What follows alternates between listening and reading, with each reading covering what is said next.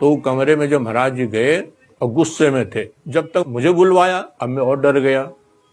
मैं वहां जब गया मैंने देखा तो पूरा कमरा भर गया।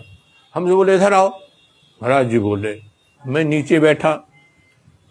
हाँ जयपुरिया, क्या पूछ रहे थे इससे? उन्होंने कहा महाराज मैं यही पूछ रहा था, मैंने इतना बढ़िया मंदिर बनाया और यहाँ कोई विद्वान पंडित होता पुजारी, और इससे मैंने पूछा ये तो ठाकुर है सुना है और पढ़ा लिखा भी नहीं है। अरे तुम क्या जानो, ये बहुत पढ़ा लिखा हुआ है। अरे तुम क्या जानो, तो इसके पास डिग्री नहीं है। बस डिग्री कौन सी, मीराबाई के पास क्या डिग्री थी, कबीरदास जी के पास क्या डिग्री थी, तुलसीदास जी के पास। एक सांस में उन्होंने कई साधु संतों के नाम ले लिए। वो महाराज जी का शरीर तमतमा करके लाल हो रहा था एकदम, और इतना क्रोधित हो गए उसके ऊपर, तोड़ दो अपना मंदिर, साले हमारे पास 50 लोग हैं मंदिर बनाने वाले, बोर्ड हटा दो, यहाँ से वहां तक बोर्ड लगा रखे हैं तुमने, और ये मंदिर को तोड़वा दो अपना, तुमको इतना अहंकार अपने पैसे का। बोले क्या सुनना चाहता है इससे, बहुत बड़ा विद्वान है ये, तुम नहीं जानते इसको। तो वो भी अहंकार में चूर था। उसने कहा महाराज जी गीता सुना देंगे। हाँ गीता सुना देगा, कौन सा अध्याय सुनना चाहता है?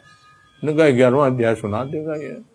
तो मैं, महाराज यहाँ बैठे थे, मैं नीचे बैठा था, तो मेरा तो जब जब वो बात हो मेरे उसी लय में तेरा शरीर कांपे, मुझे डर लगे मुझे। तो महाराज जी ने एक दफे ऐसा कुछ किया कि यूं जैसे पैर बदला और वैसे कम्बल मेरे ऊपर ढकते हुए अंगूठे से मेरे यहाँ पर टच कर दिया, और फिर मैं बिल्कुल ऐसा बेहोश हो गया कि मुझे कोई फिर होश नहीं है। लेकिन ये मुझे लग रहा, आभास हो रहा था कि हाँ मेरे कंठ से आवाज आ रही है, गीता के श्लोक और इस प्रकार की आवाज, इतनी शुद्ध आवाज मुझे सुनाई दे रहे थे वो, लेकिन मुझे और होश नहीं हो रहा था। पूरा कमरे में सन्नाटा हो गया, जितने भी लोग बैठे थे।